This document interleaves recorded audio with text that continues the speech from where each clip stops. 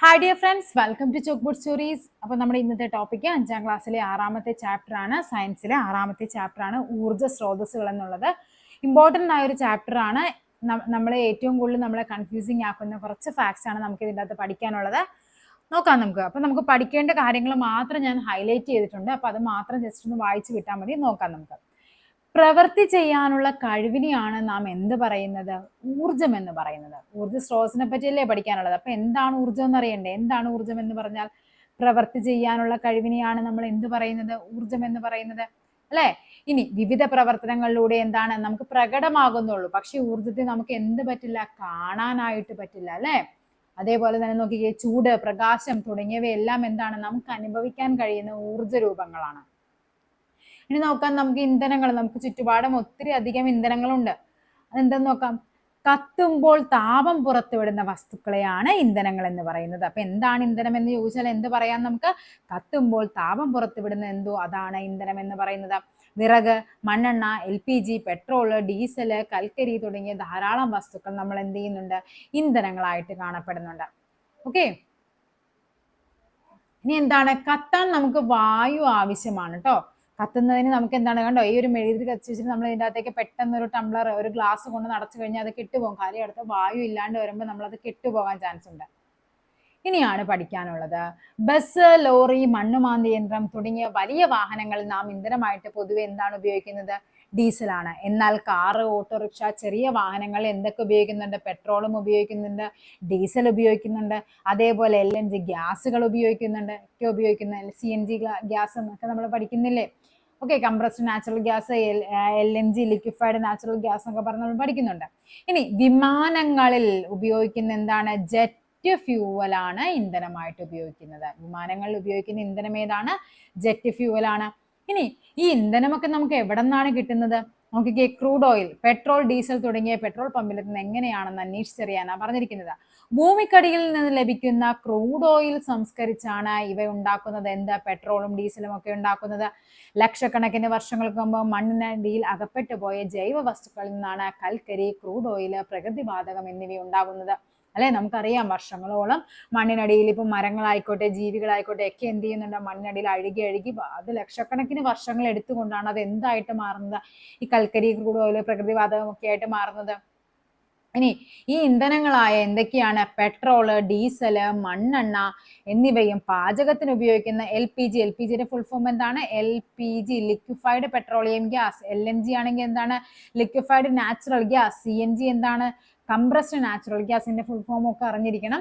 Okay, അപ്പൊ എന്താണ്? Crude oil നിന്നാണ് നമുക്ക് എന്തൊക്കെ കിട്ടുന്നത്? പെട്രോൾ കിട്ടുന്നുണ്ട്, ഡീസൽ കിട്ടുന്നുണ്ട്, മണ്ണെണ്ണ കിട്ടുന്നുണ്ട്, അതേപോലെ LPG കിട്ടുന്നത്. ഇതൊക്കെ എന്തിൽ നിന്നാണ്? ക്രൂഡ് ഓയിലിന്റെ ഉൽപ്പന്നങ്ങളാണ്. ഓക്കെ, ഇനി ഇത് കണ്ടോ, ഇതാണ് നമ്മുടെ എണ്ണക്കിണർ എന്ന് പറയുന്നത്. ഭൂമിക്കടിയിൽ നിന്ന് എണ്ണ കുടിച്ചെടുക്കുന്നത്. ഇനി അത് എന്ത് ചെയ്യുന്നുണ്ട്? എണ്ണയെ ശുദ്ധീകരിക്കുന്നുണ്ട്. എണ്ണ ശുദ്ധീകരണശാലയാണ്. അതിനുശേഷമാണ് നമ്മുടെ പെട്രോൾ പമ്പുകളിലെ സാധനം വന്നിട്ട് നമുക്കത് ഇതായിട്ട് കിട്ടുന്നത്. ഇനി നോക്കിക്കേ, ഡീസൽ, വൈദ്യുതി എന്നിവ പ്രചാരത്തിലാകുന്നതിന് മുമ്പ് തീവണ്ടി, കപ്പൽ തുടങ്ങിയവ ഓടിക്കാനും വ്യവസായശാലകൾ പ്രവർത്തിപ്പിക്കാനും നമ്മൾ എന്താണ് ഉപയോഗിച്ചുകൊണ്ടിരുന്നത്? കൽക്കരിയാണ് ഇന്ധനങ്ങളായി ഉപയോഗിച്ചിരുന്നത്. ഇപ്പോൾ എവിടെയാണ് നമ്മൾ കൽക്കരി പ്രധാനമായിട്ട് ഉപയോഗിക്കുന്നത്? താപവൈദ്യുത നിലയങ്ങളിലാണ് കൽക്കരി പ്രധാനമായും ഉപയോഗിക്കുന്നത്. ലക്ഷക്കണക്കിന് വർഷങ്ങൾക്ക് മുമ്പ് ഭൂമിയിൽ ജീവിച്ചിരുന്ന ജീവികളുടെ അവശിഷ്ടങ്ങളിൽ നിന്നാണ് ഫോസിൽ ഇന്ധനങ്ങൾ രൂപപ്പെട്ടത്. ഇവ ഉപയോഗിക്കുന്നതനുസരിച്ച് തീർന്നുകൊണ്ടിരിക്കുന്നതിനാൽ ഇവയെ പുതുക്കാൻ കഴിയാത്ത ഊർജ്ജ സ്രോതസ്സുകൾ എന്ന് പറയുന്നു. എന്താണ്? നോൺ റിന്യൂവബിൾ എനർജി എന്ന് പറയും. നോൺ റിന്യൂവബിൾ എനർജി അഥവാ പുതുക്കാൻ കഴിയാത്ത ഊർജ്ജ സ്രോതസ്സുകൾ എന്ന് പറയും. പുനഃസ്ഥാപിക്കാൻ കഴിയാത്തവ. കാര്യം എന്ത് സംഭവിക്കുന്നുണ്ട്? നമ്മൾ ഉപയോഗിക്കും തോറും ഇവ തീർന്നു പോകും. പിന്നീട് ഇപ്പൊ നമ്മൾ സൂര്യപ്രകാശം നമ്മൾ എത്ര ഉപയോഗിച്ചാലും അത് തീരില്ല. അപ്പൊ അതെന്താണ്? അതൊരു റിന്യൂവബിൾ സോഴ്സ് അല്ലെ, എനർജിയാണ്. ഇതെന്താണ്? നോൺ റിന്യൂവബിൾ ആണ്. നമുക്ക് പെട്ടെന്നൊന്നും പുതുക്കി എടുക്കാനായിട്ട് പറ്റില്ല. നമ്മൾ ഉപയോഗിക്കും തോറും ഇത് തീർന്നുകൊണ്ടേയിരിക്കും. അപ്പൊ എന്തൊക്കെയാണ് ഈ പറയുന്ന കൽക്കരി? ഈ ഫോസിൽ ഇന്ധനങ്ങളെല്ലാം എന്താണ്? ഇപ്പോ പുതുക്കാൻ കഴിയാത്തവ ആണ്, പുനഃസ്ഥാപിക്കാൻ കഴിയാത്ത ഊർജ്ജ സ്രോതസ്സുകളാണ്.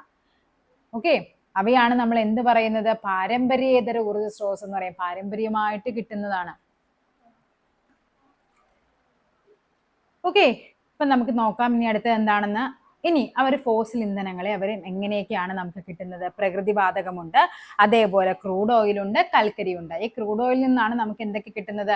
പെട്രോൾ കിട്ടുന്നുണ്ട്, അതേപോലെ ഡീസൽ കിട്ടുന്നുണ്ട്, പിന്നെ എന്താണ് മണ്ണെണ്ണ കിട്ടുന്നുണ്ട്, പിന്നെ എന്താണ് LPG കിട്ടുന്നുണ്ട്. ഇതൊക്കെ എന്താണ് പെട്രോളിയത്തിൽ അല്ല നമ്മുടെ ക്രൂഡ് ഓയിൽ നിന്ന് കിട്ടുന്ന വസ്തുക്കളാണ്. ഓക്കെ, നെക്സ്റ്റ് നോക്കാം. ഇനിയാണ് നമുക്ക് എന്താണ് നെക്സ്റ്റ് പഠിക്കാനുള്ള ജലവൈദ്യുതിയെ പറ്റിയാണ്. നമുക്ക് അറിയാം അല്ലെ, വൈദ്യുതി നിർമ്മിക്കുന്നതിന് നമ്മൾ എന്തൊക്കെയാണ് നമ്മൾ ഏറ്റവും കൂടുതൽ എവിടെ നിന്നാണ് ജലവൈദ്യുതി അല്ലേ നമ്മുടെ ഇവിടെ എടുക്കുന്നത്. അപ്പൊ നോക്കിക്കേ, ഇത് കണ്ടോ, ഒരു അണക്കെട്ടിന്റെ ഇതാണ് പിക്ചറാ തന്നിരിക്കുന്നത്. എങ്ങനെയാണ് നമ്മൾ ചെയ്യുന്നത്? അതായത് ഊർജം നമ്മൾ എന്ത് ചെയ്യുന്നുണ്ട്? കെട്ടി നിർത്തിയ ഊർജം. കെട്ടി നിർത്തുമ്പോൾ അതിന് എന്താണ് ലഭിക്കുന്നത്? സ്ഥിതികോർജം ഉണ്ടാകും. ഒരു അണക്കെട്ടിൽ കെട്ടി നിർത്തിയിരിക്കുന്നതിന് അതിന് എന്ത് ചെയ്യും? ഈ ഒരു പെൻ സ്റ്റോക്ക് വഴി എന്ത് ചെയ്യുന്നുണ്ട്? നല്ലൊരു പെൻ സ്റ്റോക്ക്, ഭയങ്കര ഹൈറ്റിൽ നിന്ന് പെൻ സ്റ്റോക്ക് വഴി വളരെ ശക്തിയിൽ ഈ വെള്ളം ഇതിലേക്ക് വരുമ്പോഴേക്കും അതെന്താവും?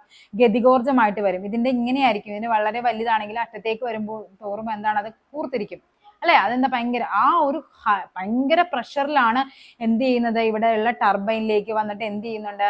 ഈ സാധനം വന്ന് വീഴുമ്പോഴേക്കും ഇത് എന്ത് സംഭവിക്കും? ഈ ടർബൈൻ കറങ്ങിയിട്ടാണ് നമ്മൾ എന്തുണ്ടാക്കുന്നത്? നമ്മുടെ വൈദ്യുതി ഉണ്ടാക്കുന്നത്. അപ്പൊ എന്താണ്? കെട്ടി നിർത്തിയ ജലത്തിന്റെ ഊർജം ഉപയോഗപ്പെടുത്തിയാണ് ജലവൈദ്യുതി ഉൽപ്പാദിപ്പിക്കുന്നത്. അതിനുവേണ്ടി വെള്ളത്തെ അണക്കെട്ടുകളിൽ തടഞ്ഞു നിർത്തുന്നു. ഇത് ആവശ്യാനുസരണം താഴേക്ക് പതിപ്പിച്ച് വലിയ ടർബൈനുകൾ കറക്കി ജനറേറ്റർ പ്രവർത്തിപ്പിച്ചാണ് വൈദ്യുതി ഉൽപ്പാദിപ്പിക്കുന്നത്. അടുത്തതാണ് കാറ്റിൽ നിന്നുള്ള വൈദ്യുതി. കാറ്റിൽ നിന്നുള്ള വൈദ്യുതി എന്ന് പറയുമ്പോൾ എങ്ങനെയാണ്? കാറ്റാടിപ്പാടങ്ങൾ അല്ലെ? എന്താണ്? കാറ്റിന് വസ്തുക്കളെ ചലിപ്പിക്കാനുള്ള കഴിവുണ്ട്. ഈ കഴിവ് ഉപയോഗപ്പെടുത്തി നമുക്ക് വൈദ്യുതി ഉൽപ്പാദിപ്പിക്കാൻ പറ്റുന്നുണ്ട്. ഇതിനുള്ള ഉപകരണമാണ് എന്ത്? കാറ്റാടി യന്ത്രം അഥവാ വിൻഡ് മിൽ എന്ന് പറയുന്നത്. കണ്ടോ, ഈ സാധനം നമ്മൾ തമിഴ്നാട്ടിലോട്ടൊക്കെ പോയി കഴിഞ്ഞാൽ ഒത്തിരി കാണാൻ പറ്റും ഇത്. ഇനി നമ്മുടെ ഇവിടെ എവിടെയാ ഉള്ളതെന്നും കൂടി പഠിക്കണം.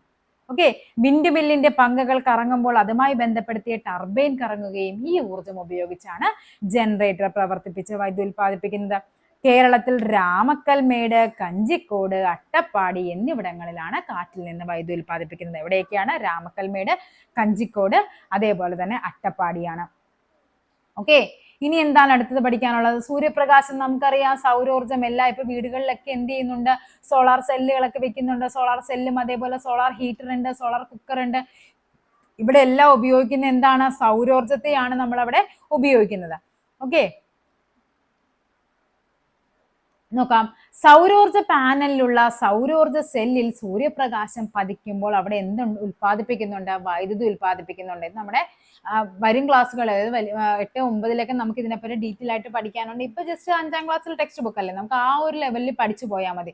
നിങ്ങൾ ആദ്യം തന്നെ വലിയ വലിയ കാര്യങ്ങളിലേക്ക് പഠിക്കുമ്പോഴേക്കും നമുക്കത് കൺഫ്യൂഷൻ ആയിട്ട് വരും. അതൊക്കെ നമുക്ക് പഠിച്ചു പോകാം. ഓക്കെ, അടുത്തതാണ് പുതുക്കാൻ കഴിയുന്ന ഊർജ്ജ സ്രോതസ്സുകൾ. എന്താണ് ഇവയുടെ പ്രത്യേകത? അതായത് നമുക്കറിയാം, ഈ പറയുന്ന എത്ര ഉപയോഗിച്ചാലും തീർന്നു പോകില്ല. ഈ പറയുന്ന സൂര്യപ്രകാശമുണ്ട്, കാറ്റുണ്ട്, തിരമാലയുണ്ട് തുടങ്ങിയവ ഉപയോഗിക്കുന്നതിനനുസരിച്ച് തീർന്നു പോകുന്നവയല്ല. ഇവയാണ് പുതുക്കാൻ കഴിയുന്ന ഊർജ്ജ സ്രോതസ്സുകൾ എന്നും. ഈ ഊർജ്ജ സ്രോതസ്സുകൾ എന്താണ്? വായു മലിനീകരണം ഉണ്ടാക്കുന്നില്ല. പുതുക്കാൻ കഴിയുന്നത് കൊണ്ടാണ് ഇവയെ എന്ത് പറയുന്നത്? പാരമ്പര്യേതര ഊർജ്ജ സ്രോതസ് എന്ന് പറയുന്നത്. നോൺ കൺവെൻഷണൽ എനർജി റിസോഴ്സസ് എന്ന് പറയും. മറ്റേതെന്താണ്? പാരമ്പര്യ ഊർജ്ജ സ്രോതസ്സുകളാണ് ഫോസിൽ ഇന്ധനങ്ങളൊക്കെ. അവയൊക്കെ എന്ത് സംഭവിക്കുന്നുണ്ട്? പുതുക്കാൻ കഴിയില്ല. ഇവ എന്ത് സംഭവിക്കും? നമുക്ക് പുതുക്കി അല്ലെ, ഇതെന്താണ്? ഒരിക്കലും ഉപയോഗിച്ച് തീരത്തില്ല. നമ്മൾ സൂര്യപ്രകാശം ഇന്ന് കുറെ നമ്മൾ എന്താണ് സോളാർ സെല്ല് ഉപയോഗിച്ച് നമ്മൾ കുറെ വർക്ക് ചെയ്തു എന്നും പറഞ്ഞ് നാളെ സൂര്യൻ ഉദിക്കാതിരിക്കുന്നില്ല, നമുക്ക് എന്താണ് സൂര്യപ്രകാശം കിട്ടാതിരിക്കുന്നില്ല. അതേപോലെ കാറ്റ് നന്നായിട്ട് കാറ്റടിക്കുമ്പോൾ നമ്മൾ വൈദ്യുതി ഉണ്ടാക്കി വെച്ചു എന്നും പറഞ്ഞ് അടുത്ത ദിവസം കാറ്റുണ്ടാവാതിരിക്കുന്നില്ല. തിരമാല 2-3 തിരമാല വന്നു, നമ്മൾ എന്താ ടർബൈൻ കറക്കി വൈദ്യുതി കടല് വിചാരിക്കും വേണ്ട ഇനി തിരമാല അടിക്കണ്ടെന്ന് വിചാരിക്കില്ല. കാര്യം എന്താണ്?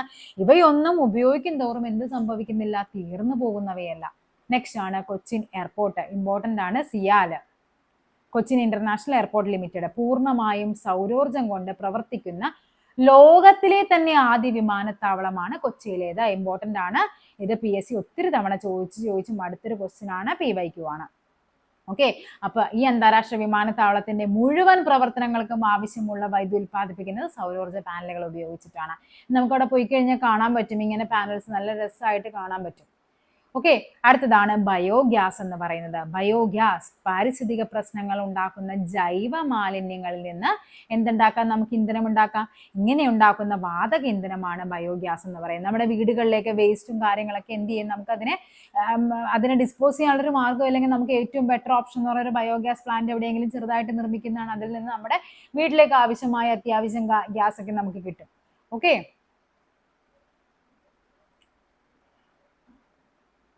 നെക്സ്റ്റ് ആണ് ഭാവിയുടെ ഇന്ധനങ്ങൾ. എന്താണ്? ഈ ഉപയോഗിക്കുന്നതിനനുസരിച്ച് തീർന്നു പോകുന്നവയാണ് ഈ ഫോസിൽ ഇന്ധനങ്ങൾ എന്ന് പറഞ്ഞാൽ. അതേപോലെ പെട്ടെന്നൊന്നും അതിനെ എന്ത് ചെയ്യും, നമുക്ക് പുനഃസ്ഥാപിക്കാനായിട്ട് പറ്റില്ല. ഈ പരിമിതികളില്ലാത്ത ഊർജ്ജ സ്രോതസ്സുകളാണ് എന്തെന്ന് പറയുന്നത്? സൂര്യപ്രകാശം, കാറ്റ്, തിരമാല എന്നിവയൊക്കെ. അപ്പൊ അവയ്ക്ക് എന്താണ് ഭാവിയുടെ, അതായത് ഇവയൊക്കെയാണ് നമ്മൾ എന്ത് ചെയ്യുന്നത്, ഇനി ഉപയോഗിക്കേണ്ടത്. അതായത് ഈ പെട്രോളും ഡീസലും ഒക്കെ ഉപയോഗിക്കുന്നതിന് പോലെ. അതുകൊണ്ടാണ് ഇപ്പൊ ഏറ്റവും കൂടുതലായിട്ട് എന്ത് ചെയ്യുന്നത്, ഇലക്ട്രിക് വാഹനങ്ങളും അതേപോലെ തന്നെ നമ്മുടെ ഈ CNG ഒക്കെ വരുന്ന എന്തുകൊണ്ടാണ്, LNG-യിലൊക്കെ ഓടുന്ന വാഹനങ്ങളൊക്കെ വരാൻ കാരണം എന്ന് പറയുന്നത് ഈ മെയിൻ ആയിട്ടും എന്താണ്, ഈ പറയുന്ന ഡീസലും പെട്രോളൊക്കെ നമ്മൾ തീർന്നുകൊണ്ടിരിക്കുകയാണ്. അതൊക്കെ എന്താണ്, ഉപയോഗിക്കും തോറും അതിനുവേണ്ടി വണ്ടികളാണ് ഓരോ ദിവസവും നമ്മുടെ പുറത്തേക്ക് ഇറങ്ങുന്നത്. അപ്പൊ അതുകൊണ്ടാണ് കൂടുതലും ഇലക്ട്രിക് വാഹനങ്ങൾക്ക് സർക്കാർ എന്ത് ചെയ്യുന്നത്, സബ്സിഡി ഒക്കെ കൊടുക്കുന്നത്. എന്തുകൊണ്ട്? ആൾക്കാർ കൂടുതൽ അതിലേക്ക് മാറാൻ വേണ്ടിയിട്ടാണ്.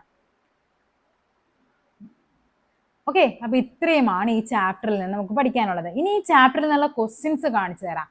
അത് നിങ്ങൾക്ക് നന്നായിട്ട് അറിയാവുന്നതാണ്. ഈ ചാപ്റ്ററിൽ നിന്ന് എങ്ങനെയൊക്കെയാണ് ക്വസ്റ്റ്യൻ ചോദിക്കുന്നത്, അത് ഒത്തിരി ക്വസ്റ്റ്യൻസ് ആണ് ഈ ചാപ്റ്ററിൽ നിന്ന് ചോദിക്കുന്നത്. അതേപോലെ ദേശീയ ഊർജ്ജ സംരക്ഷണ ദിനം എന്നാണ്? ഡിസംബർ 14 ദേശീയ ഊർജ്ജ സംരക്ഷണ ദിനം. ഇത് സെയിം ചാപ്റ്റർ തന്നെ നമ്മുടെ പഴയ SCERT-ലും ഉണ്ട്. അപ്പൊ അതിൽ കുറച്ച് കാര്യങ്ങൾ വേറെയാണ് പറഞ്ഞിരിക്കുന്നതെന്ന് മാത്രം. കണ്ടന്റ് ഒക്കെ ഏകദേശം സെയിം ആണ്, അങ്ങോട്ടും ഇങ്ങോട്ടൊക്കെ മാറ്റിയിട്ടുണ്ട്. കുറച്ച് ഇതിൽ കൂടുതലുണ്ട്, അതിലില്ലാത്തത് ഇതിലുണ്ട്, ഇതിലില്ലാത്ത അതിലൊക്കെ ഉണ്ട്. അപ്പൊ ദേശീയ ഊർജ സംരക്ഷണ ദിനം എന്നാണ്? അത് ഡിസംബർ 14. ഇങ്ങനെ ഒരു കാര്യം അവിടെ പറഞ്ഞിട്ടുണ്ട്. അതേപോലെ തന്നെ ഈ സൗരോർജ്ജ പാനലുകൾ നിർമ്മിക്കുന്നത് സിലിക്കൺ കൊണ്ടാണെന്നും കൂടി ആ ഒരു ബുക്കിൽ, നമ്മുടെ പഴയ ടെക്സ്റ്റ് ബുക്കിൽ പറഞ്ഞിട്ടുണ്ട്.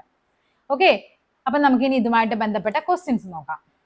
ഫസ്റ്റ് ക്വസ്റ്റ്യൻ നോക്കിക്കേ, പാരമ്പര്യ സ്രോതസ് ഏത്? ഇതിൽ നിന്ന് ഈ ഒരു ചാപ്റ്ററിൽ നിന്ന് ഏറ്റവും കൂടുതൽ ക്വസ്റ്റ്യൻ ചോദിക്കുന്നത് ഈ ഒരു 8 സെക്ഷനിൽ നിന്നായിരിക്കും ചോദിക്കുന്നത്. നമ്മൾ ഏറ്റവും കൂടുതൽ പേര് മാർക്ക് കളയുന്നതും ഈ ഒരു സെക്ഷനിൽ തന്നെയായിരിക്കും. അപ്പൊ നോക്കാം, പാരമ്പര്യ സ്രോതസ് എന്ന് പറയുന്നത് എന്താണ്? ഇവിടെ പാരമ്പര്യമായിട്ട് നമുക്ക് കിട്ടുന്നത് സൗരോർജം പാരമ്പര്യ ഇതരമാണ്. കാറ്റിൽ നിന്നുള്ള ഊർജ്ജം എന്താണ്? പാരമ്പര്യ ഇതര ഊർജ്ജ സ്രോതസ്സാണ്. പിന്നെയുള്ളത് ഏതാണ്? തിരമാലയിൽ നിന്നുള്ള ഊർജ്ജം എന്താണ്? പാരമ്പര്യ ഇതര ഊർജ്ജ സ്രോതസ്സാണ്. LPG ആണ് ഇവിടെ എന്തായിട്ട് വരുന്നത്? പാരമ്പര്യ ഊർജ്ജ സ്രോതസ്സായിട്ട് വരുന്നതാണ് ഇവിടെ LPG എന്ന് പറയുന്നത്. ഓക്കെ, ചുവടെ കൊടുത്തിട്ടുള്ള പാരമ്പര്യ ഇതര ഊർജ്ജ സ്രോതസ്സുകളിൽ പെടാത്തതാണ് ചോദിച്ചിരിക്കുന്നത്. സൗരോർജം പാരമ്പര്യ ഇതര ഊർജ്ജ സ്രോതസ്സാണ്. കാറ്റിൽ നിന്നുള്ള ഊർജ്ജം എന്താണ്? പാരമ്പര്യ ഇതരമാണ്. തിരമാലയിൽ നിന്നുള്ള ഊർജ്ജം എന്താണ്? പാരമ്പര്യ ഇതരമാണ്. അപ്പൊ എന്താണ് ഇത്? പെട്രോളിയമാണ് പാരമ്പര്യ ഇതര ഊർജ്ജ സ്രോതസ്സുകളിൽ പെടാത്തത്. നെക്സ്റ്റ് നോക്കാം, താഴെ തന്നിരിക്കുന്നതിൽ പാരമ്പര്യ ഊർജ്ജ സ്രോതസ് ഏത്? പാരമ്പര്യമായിട്ട് ലഭിക്കുന്നത് ഏതാണ്? മണ്ണെണ്ണ. മണ്ണെണ്ണ നമുക്കറിയാം, ക്രൂഡ് ഓയിൽ, ഭൂമിയുടെ അടിയിൽ ക്രൂഡ് ഓയിൽ നിന്നും അതിന്റെ ഒരു ബൈ പ്രൊഡക്റ്റ് ആണ് മണ്ണെണ്ണയെന്ന് നമ്മൾ പഠിച്ചു ക്ലാസ്സിൽ. അപ്പൊ എന്താണ്? കാറ്റ്, തിരമാല, സൗരോർജ്ജം ഒക്കെ എന്താണ്? പാരമ്പര്യ ഇതര ഊർജ്ജ സ്രോതസ്സാണ്. താഴെ തന്നിട്ടുള്ളതിൽ നിന്നും ശരിയായ പാരമ്പര്യ ഇതര ഊർജ്ജ സ്രോതസ്സുകൾ കണ്ടെത്തുക. എങ്ങനെയാണ്? സൗരോർജം എന്താണ്? പാരമ്പര്യ ഇതര ഊർജ്ജമാണ്. ജൈവവാതകവും സൗരോർജവും പാരമ്പര്യ ഇതരമാണ്. കാറ്റിൽ നിന്നുള്ള ഊർജ്ജവും എന്താണ്? പാരമ്പര്യ ഇതര ഊർജ്ജ സ്രോതസ്സാണ്. സോ ആൻസർ വരേണ്ടത് ഓപ്ഷൻ C 1, 2, 3 എന്നുള്ളതാണ് ആൻസർ ആയിട്ട് വരേണ്ടത്. ഓക്കെ, അപ്പൊ ഇത്രയുമാണ് നമുക്ക്, അതായത് ഇത് തന്നെയാണ് തിരിച്ചും മറിച്ചും ഒക്കെ നമ്മളോട് പരീക്ഷയ്ക്ക് ചോദിച്ചിരിക്കുന്നത്. അതുകൊണ്ട് ഞാൻ കൂടുതൽ ക്വസ്റ്റ്യൻസ് ഉൾപ്പെടുത്തുന്നില്ല. അപ്പോൾ അടുത്തൊരു ടോപ്പിക്കുമായി വീണ്ടും കാണാം. താങ്ക്